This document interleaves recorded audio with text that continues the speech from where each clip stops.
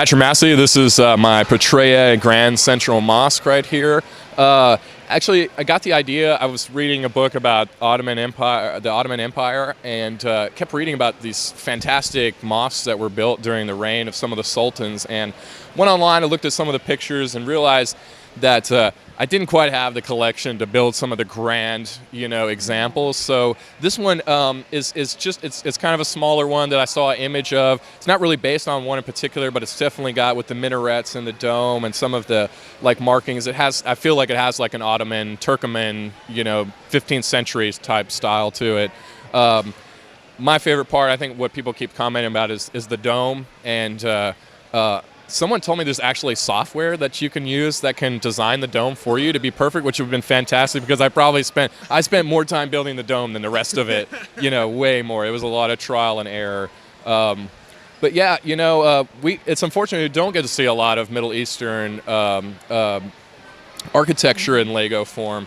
And I got real interested in, again, we were talking earlier about the Guilds of Historicon, Eurobricks, and that castle row building project on there. There's a whole side of that is Middle Eastern, and I kind of saw some of that, and there are some fantastic builders. So yeah, it's kind of a tribute. It's funny back, this type of beautiful architecture. The Islamic world was building this back when Western civilization was you had Catholics killing Protestants, and they had the 100-Year Wars and all this. I mean, the Black Plague, which is an awful time in Europe, and sometimes we forget when we look back at history that was a time when the Islamic world was just flourishing, and science. Like a golden age there. Absolutely. So it's a little bit of a maybe like a tribute to that as well, I think. And, okay. Yeah, that's really interesting. I do love this because, like you said, you don't see a lot of this kind of architecture. So if you can talk about, one thing I like is the windows and kind of the pieces you use there to get the gold technique there in the window. Yeah, absolutely. I can't say that I invented that, but I saw someone use fences as windows, and it really, especially with the gold, it's fantastic. You can make them you're really limited on how wide. That's as wide as you can make the windows there, but you can get them as high as you want, to make these big, tall windows. And simply just, you stick the very bottom one is stuck on a headlight brick.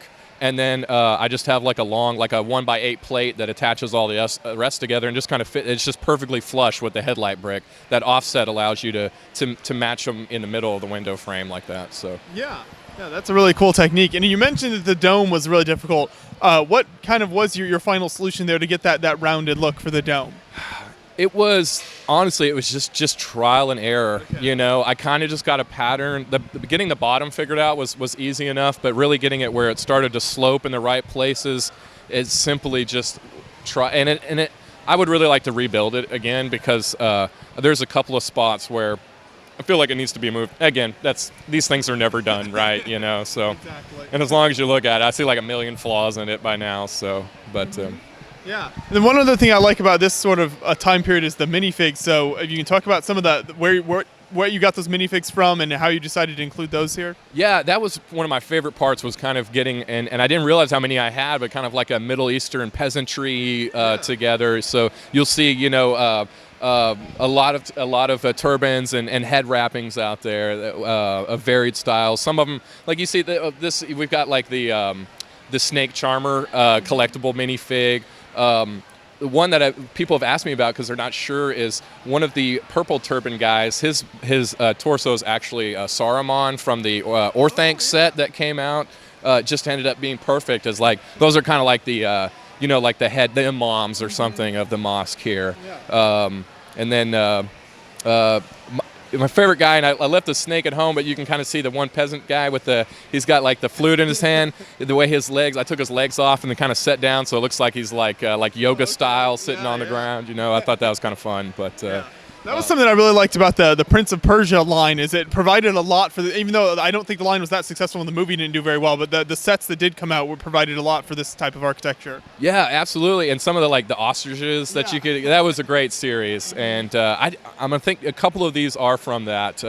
But that was, I got my Dark Ages way after that came out, and unfortunately, I guess I never took advantage of that. So I forget that exists. I'm going to have to look into that. So. Yeah, there was a lot of good stuff in those sets, but this build turned out great, so I appreciate you bringing this and displaying your builds here at the show. Thank you. Hey, thank you guys so much.